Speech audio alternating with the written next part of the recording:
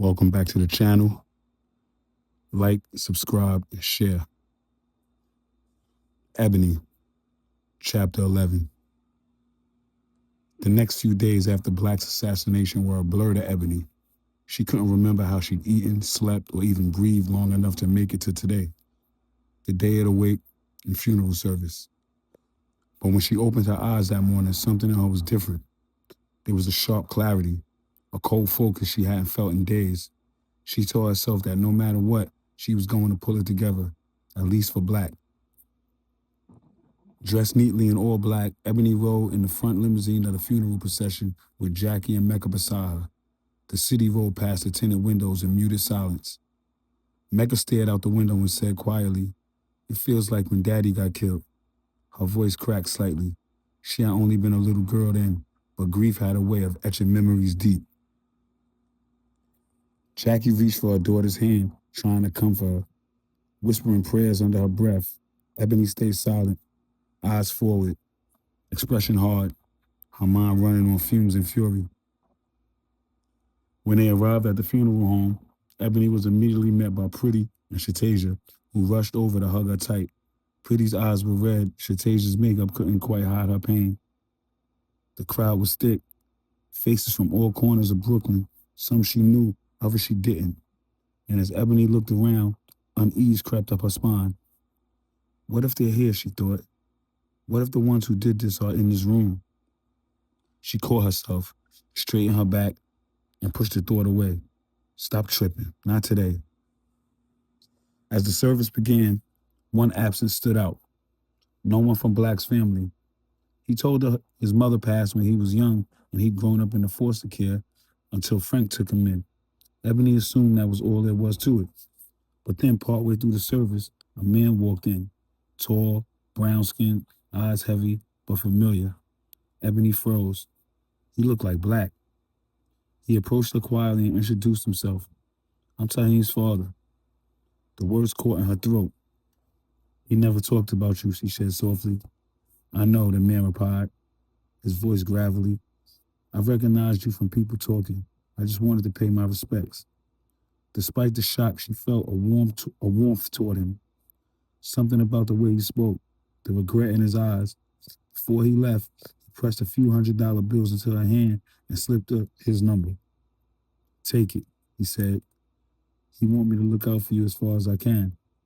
She nodded, unable to speak. Later, after greeting more guests and standing through endless condolences, Ebony sat with Jackie, Mecca, and Shatasia near the back of the room. That's when Pretty walked over holding out her phone. "It's Bags," she said softly. "He wanted to talk to you." Ebony took the phone. "Yo," she said quietly. Bag's voice came through the line, rough and low. "I ain't pull up to the service because I ain't want no problems following me. You know how that go." Ebony nodded, even though he couldn't see her. "I understand," she said. "I'm gonna call you soon," Bags continued. "We need to meet, talk more, figure some things out." "Okay," she replied, her tone steady, but her heart already tightening with purpose. They hung up. Ebony handed Pretty back her phone and sat in silence. The pain was still raw, the tears not far behind, but underneath it all, something else had began to form. A feeling she hadn't had since the night Black was taken from her. Resolve. Chapter 12. The condo smelled like wine, weed, and memories. The air was heavy but free. The kind of free that comes after days of crying, when there's nothing left but silence and smoke. Ebony sat in the living room with Shatasia, Pretty, and her little sister Mecca. Jackie was already putting on her coat, shaking her head. "I can't stand here with all this weed and that loud music," she said, grabbing her purse. "Y'all young folks celebrate too wild for me." Ebony laughed softly, a dull sound that didn't quite reach her eyes. "It's okay, Ma. Mecca could stay with me tonight." Jackie looked between them, sighed, and kissed Mecca's forehead. "You call me in the morning. Don't let her drink, Ebony." "I got her, Ma." When the door closed behind Jackie, the room loosened up. Music bumped low, smoke curled through the air, and Pretty poured more wine. Mecca scrolled on her phone, pretending not to listen to grown folk talk. Ebony excused herself quietly and went to the bedroom. She closed the door, knelt by the bed, and pulled the rug back. Beneath it, she lifted a hidden panel a floor safe Black had put in months ago. Inside was a black duffel stuffed with money. She counted it slow, like it was therapy. 18 stacks, all in $10,000 bands, 180,000 total. She took one stack, just 10 grand, and put the rest in the floor safe. She closed everything back up, locked it tight, then looked around the room for a long second. His scent still lingered. Faint cologne, gun oil, clean laundry. When she came back to the living room, she had a lighter mood. She sat down between her girls. I love y'all to death, she said, her voice soft but sure, for real. They smiled, already tipsy, already glowing under the dim light. Ebony pulled two envelopes from her pocket and handed them over. 5 racks each. I appreciate everything y'all did for me these last few days. Girl, what? Pretty gasped, hand over her mouth. Before Ebony could respond, Shateza reached into her purse. Funny you say that, because we was giving you this. She held up an envelope and handed it to Ebony. Ebony looked down and saw money inside. Aw, you didn't have to do that. The three women hugged tight, tears and laughter tangled together. Mecca raised her hand. What about me? Ebony smirked. I got you for life, girl. Don't even trip. Then pour me a glass, Mecca said, reaching for the wine. Ebony snatched it back, smiling. For real now. No, ma'am. You ain't grown yet. Juice for you. The room filled with laughter again, the kind that covers pain for a little while. Across the river in Jersey, Bag sat in an Airbnb living room surrounded by liquor bottles and smoke. His cousin Chop was there, a big dude with quiet eyes, rolling up while the TV played muted news. Bro, you gotta slow down, Chop said, watching Bags take another swig. I know you hurting and all, but you can't slip. Not right now. Bags nodded, but in his mind wasn't the words. His mind was back in Brooklyn, back at McDonald's, back at the sound of gunfire. His right hand, Diamond, gone. His left hand, Black, gone. He was the last one standing, and it didn't feel like survival. It felt like punishment. He leaned back, staring at the ceiling, eyes heavy from liquor and memories. Those two had been opposites. Black was calm, Diamond was fire. He learned from both. They didn't have to take him in, but they did. They raised him like a brother, just like a little brother. Bag chuckled bitterly, remembering Black's stubborn ways. Every Christmas, Black bought them gifts, sneakers, watches, coats, but never accepted anything in return. He'd always say, I don't celebrate Christmas. The thought made Bags laugh through his pain. He stared at the bottle, then whispered to himself, voice breaking, Rest easy, my brothers. I'm gonna get y'all some get back, one way or another. Chop looked at him but didn't say a word. He didn't have to. They both knew what came next.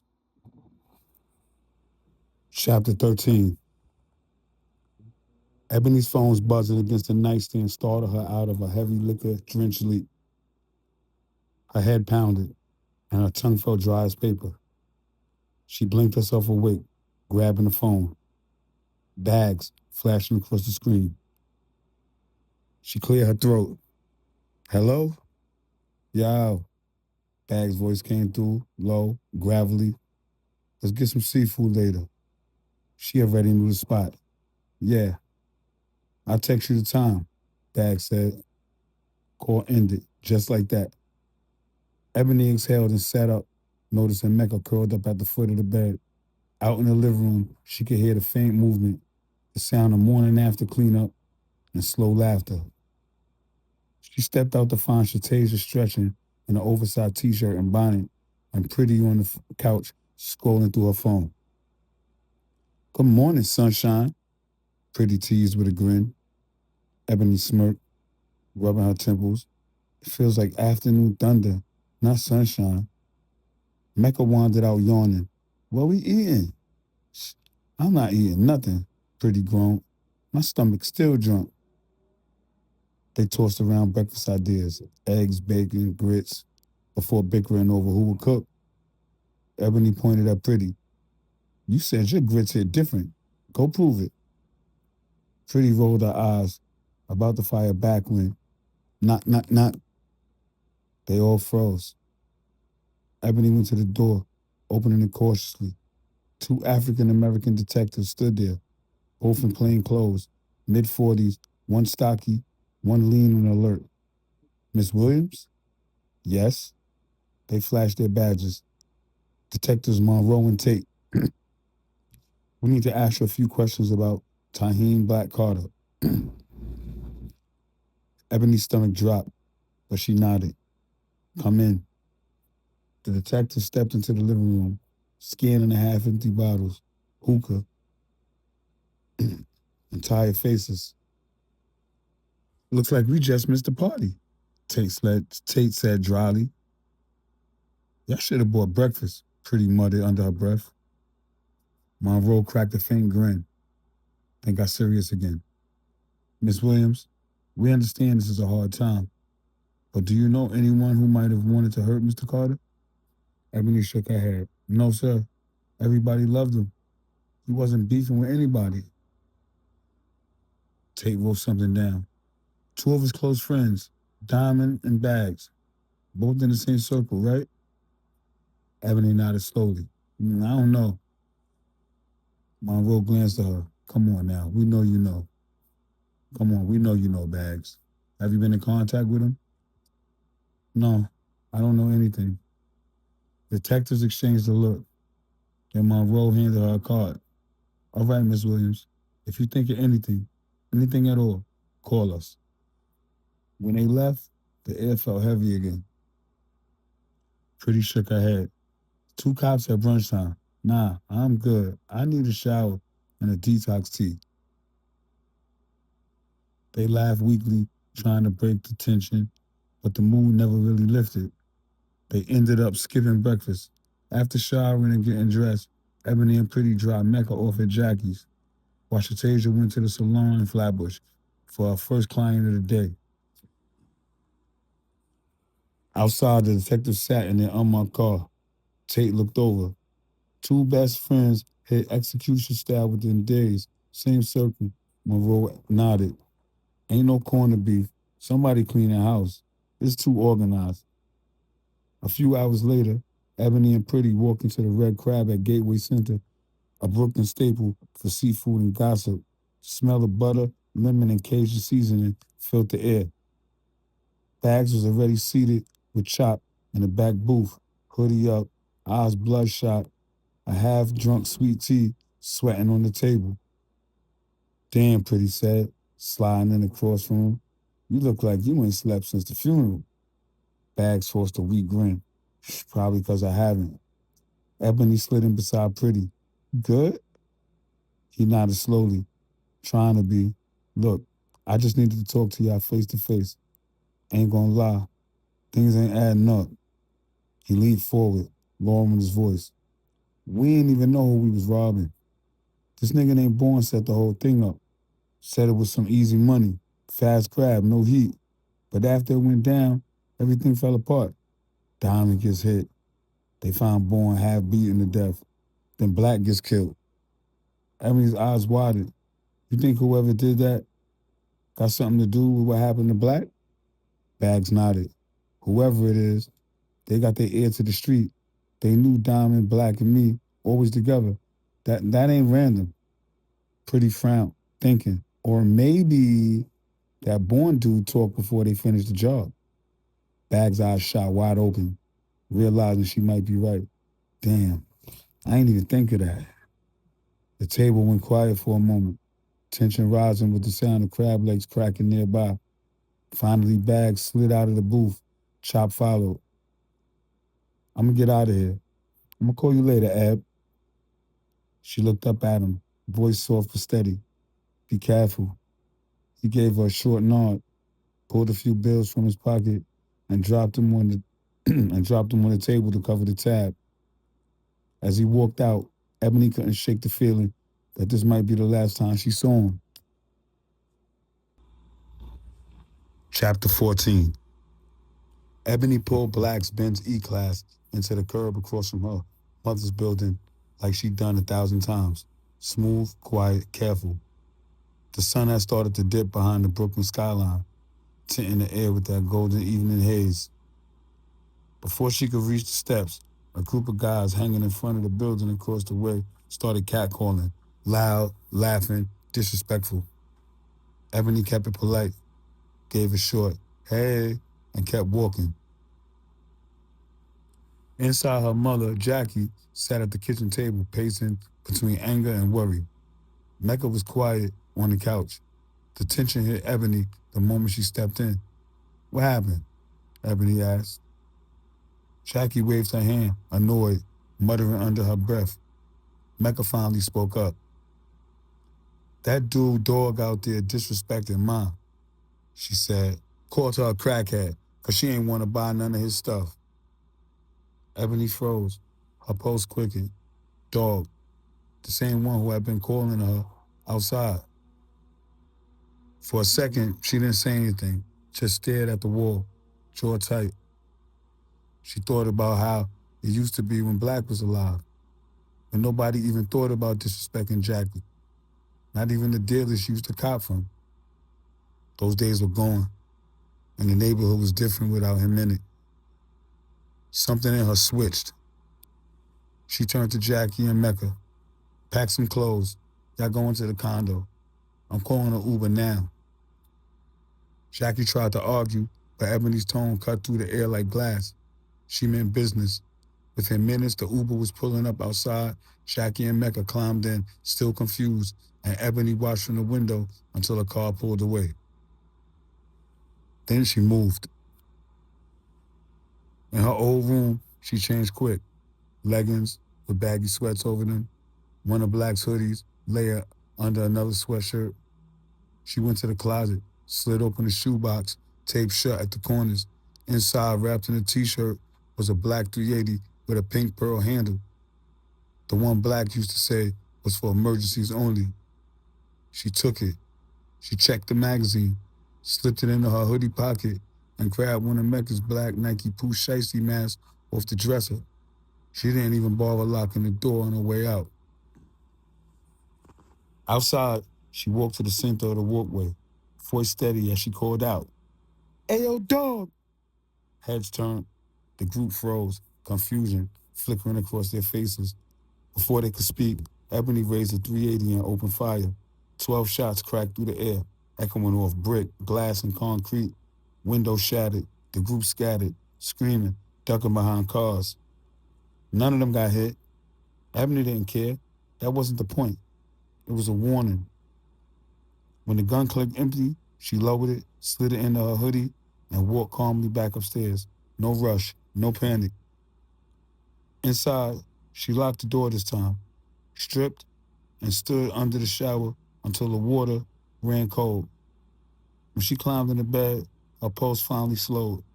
For the first time since Black's death, she felt something close to peace. She slept hard. Morning came with sunlight slicing through the blinds and her phone buzzing on the nightstand. She groaned and grabbed it. Bags. I'm outside. Come down in 5. She threw on jeans, a hoodie, and her Asics. Slipped the pink-handled pistol into her waistband and left the apartment. Outside, Bass stood near the curb, army fatigues, Timberlands, eyes that hadn't slept much. They didn't say a word.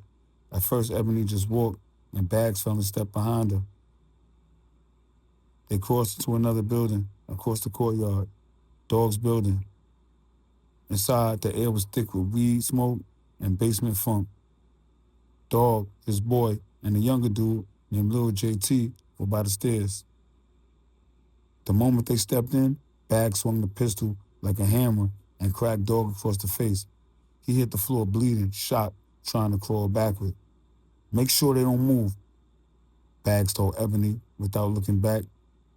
Ebony aimed the 380 at the other man, making him put his hands flat against the lobby wall.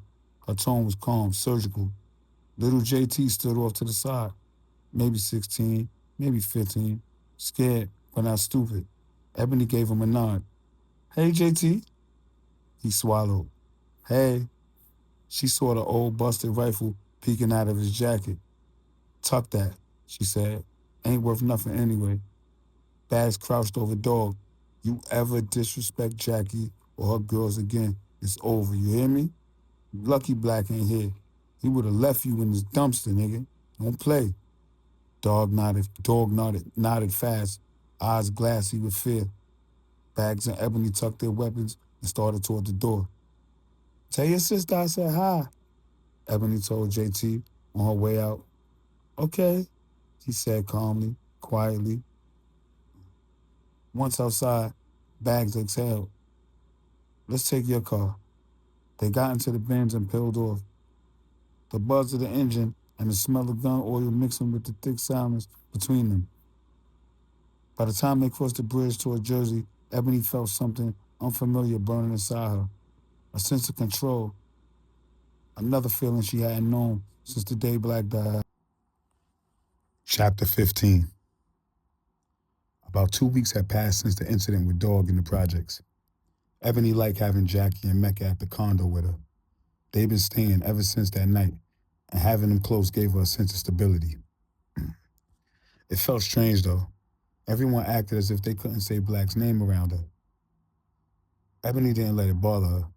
She stayed close to her family, and that included Shatasia, Pretty, and Bags. They all were her constant, her anchors. Every night she dreamed of Black, like he was speaking to her through the veil of sleep. Every dream ended the same way, with his calm voice saying his famous line, "When it's time for goodbye, don't forget the hello." It made her smile.